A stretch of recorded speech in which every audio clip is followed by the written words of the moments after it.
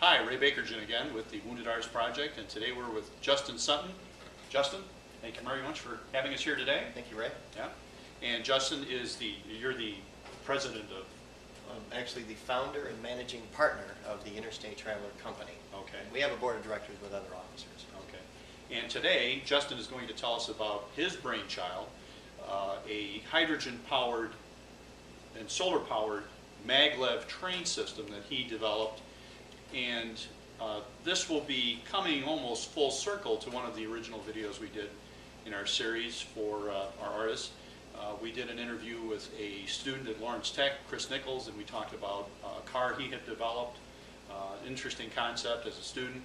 And then we also talked to some architects about architectural design, and we've also talked to a couple of scientific illustrators. But again, we're coming back full circle to Justin and the world of transportation design for the people that are out there more like the mechanical minded, that kind of thing. Justin, the camera's yours. Thank you very much again for having us here. Thank you. And if you'd like to tell everybody here what the Interstate Traveler is all about, we'll get started with that. It'd be my pleasure, Ray. And thanks again for coming out and interviewing me. I represent a large group of people with the Interstate Traveler Company. I am the founder of it, and the reason the company was founded was because of this innovation, which you see on these boards behind us. I started as a draftsman. I kind of wanted to be an architect when I was a child, and my parents took me to meet an architect, which helped inspire me as a young man. So about 12 years old, I got my first drafting board in square and compass, and began doing a lot of drawing and had a lot of fun with it. My mother's a wonderful artist. She painted, and so I've kind of unified the artistic with the mechanical and studied a lot of architects along the way, and also industrial things.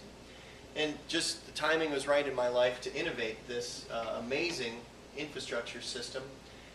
It's called the Hydrogen Superhighway. It's been called the Interstate Traveler Project, or the High Rail. Lots of great monikers to it. But essentially what I've done is taken basic architectural principles and created an elevated rail system that's got the least amount of parts in it, and integrated maglev technology, and also looked at the necessity of urban planning and designed some basic buildings that integrate with this infrastructure so that all of these pipelines connect everything together. And those pipelines are for water, sewer, electricity, and fiber optics, so that wherever we go, we have a self-sustaining green system that takes in solar energy, makes hydrogen, and distributes it through the pipeline. And all of this was made possible because my parents bought me a drafting board when I was young, and I studied these principles, and just by chance I came across an article that inspired me. It said, "Who will fix America's transportation system?" I said, I'll give that a try. And that was in 1995, March 19th specifically.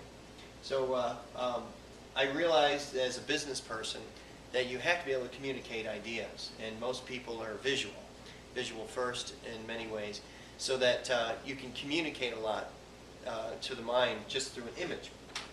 And as a draftsman, I was very good, but as an artist, I'm not so good.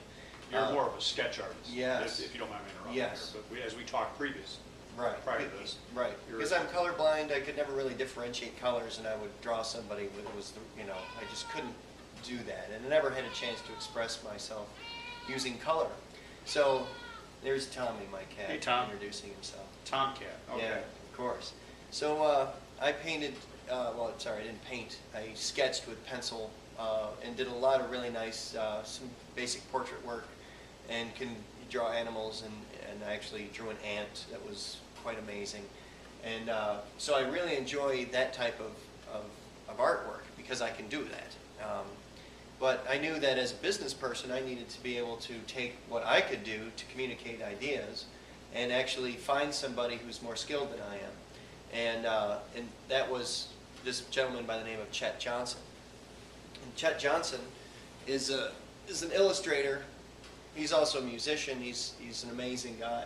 And he worked with me to take the sketches that I did, which you'll see at the end of the video, and just bring them to life, which is a very needed service. So when Ray approached me to do the video, I realized how important it is for people to understand that you first need to build a company. You need to team up with somebody. You got to find, if you're an artist, find a business person. If you're a business person, find an artist. And find a way to get your ideas onto paper. And even if it begins with just that sketch, you know, the old saying, you know, giant company's been built off of a sketch on a napkin. And quite literally. The B-52 bomber. Yeah, Yeah. sketch on a napkin.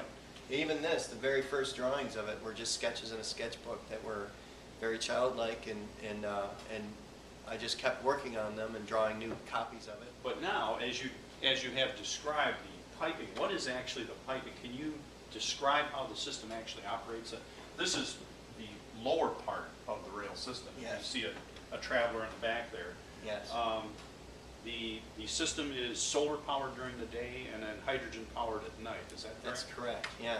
Essentially, when I went about to find a way to solve the transportation system, energy is always the most important thing. I mean, we can't drive our cars without buying some gasoline.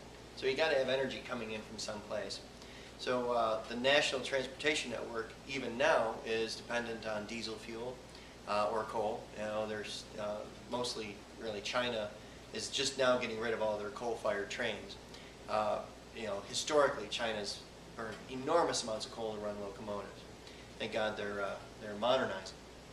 So with this system, I managed to just at the very beginning in 1995 realize that here's an opportunity to have a structure that supports solar panels along the whole length of it, so that when you have a mile of this rail system, it holds about 2 acres of solar panels on this top surface.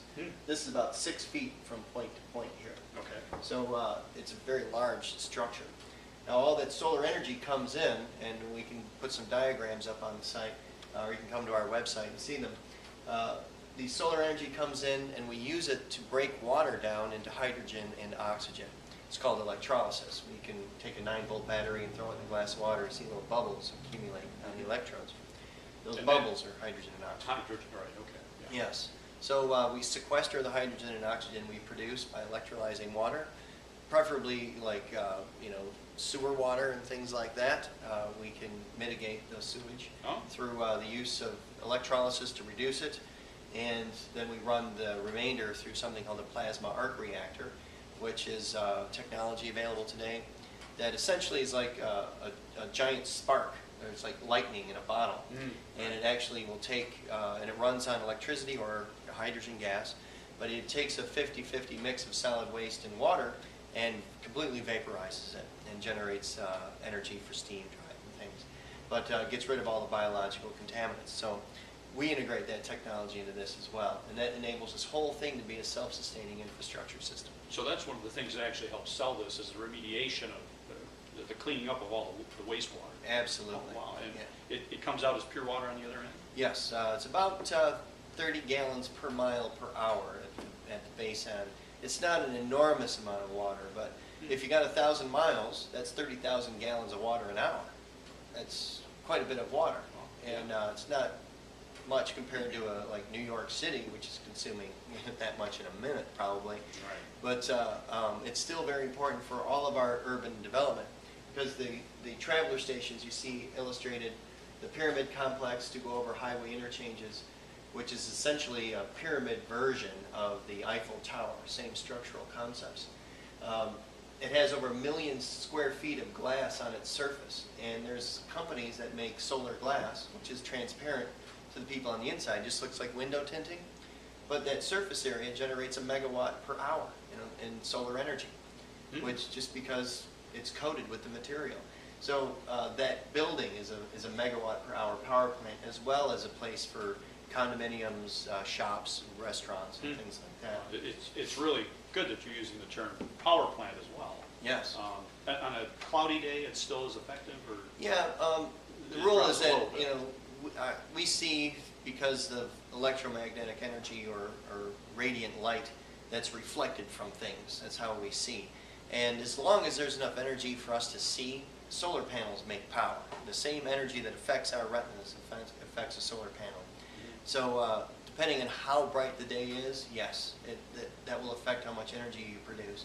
But now they have these things called triple junction solar panels that have multiple layers in them, and they focus on different spectrum. So one is optimized for green light, one is optimized for like more of an infrared, and one is optimized for more of a ultraviolet. So even if it's overcast, it still is getting a large amount of energy, just like you can go out and get a sunburn on a cloudy day.